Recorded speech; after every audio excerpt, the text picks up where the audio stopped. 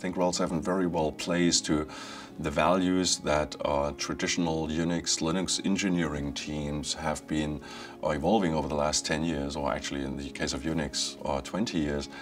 And these values are still legitimate, they're still true. If you run mission-critical IT, you just have to take risk out of your system.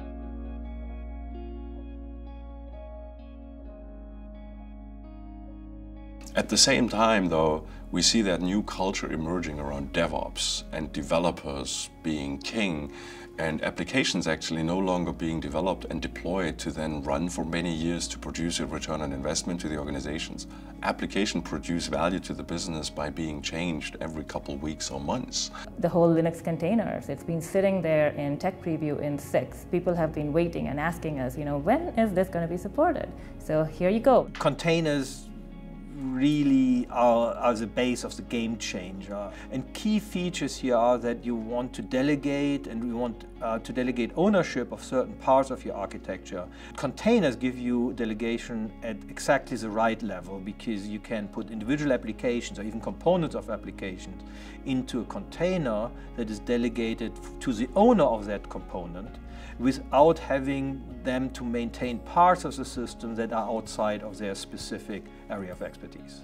Throughout the operating system, our role in the technology stack is to enable applications and get out of the way when it comes to performance. We have done this with a lot of performance enhancement, especially at the I/O storage layer, where customers get a faster performing default file system, XFS.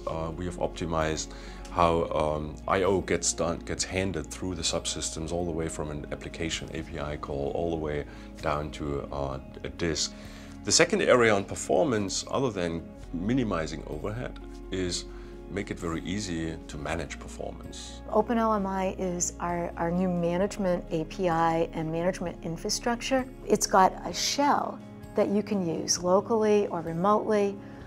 It really, I think, is going to be a real boon to system administrators. The whole NUMA balancing and the performance improvement that comes with having a good, balanced NUMA approach, and that's going to be a big deal. And one of our objectives in RHEL 7 was to ensure there were no barriers to adoption for customers to see a RHEL data center solution and a Windows data center solution being able to collaborate together.